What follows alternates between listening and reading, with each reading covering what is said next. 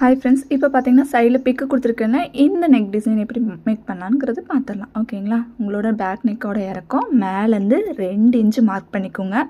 சைடில் அதே மாதிரி 2 இல்லையா 2.25 மார்க் பண்ணிக்கோங்க. ஓகேங்களா, இந்த இடத்துல எப்பயுமே நீங்கள் 2 தான் வைக்கணும். அதேமாதிரி மேலேருந்து 1.5 இல்லையா 2 இன்ச்சு வச்சுக்கோங்க. ஓகேங்களா, ஸோ பேக்கோட ஃபுல் லென்த்தோட இறக்கம் தான் நான் மார்க் பண்ணியிருக்கேன். போட் நெக்கில் இந்த டிசைன் மார்க் பண்ண போகிறோம். ஓகேங்களா, இது மார்க் பண்ணதுக்கப்புறம் சென்டரில் பார்த்தீங்கன்னா ஒரு குட்டியான ட்ராப் டிசைன் கொடுத்துருக்காங்க. ஓகேங்களா, அதோட அளவுன்னு பார்த்தீங்கன்னா நான் 2 இல்லையா 2.25 இன்ச்சு எடுத்துக்கோங்க. சென்டரில் ஒரு 3/4 இன்ச்சு எடுத்து இந்த மாதிரி ட்ராப் டிசைன் வரைஞ்சிக்கோங்க. இப்போ டேரெக்டாக அந்த 1.5லேருந்து சைடு இந்த மாதிரி ஸ்கேல் வச்சு ஒரு ஸ்ட்ரெயிட் லைன் மார்க் பண்ணிக்கோங்க. ஓகேங்களா, அடுத்தது இந்த அளவை சென்டர் பண்ணிக்கோங்க.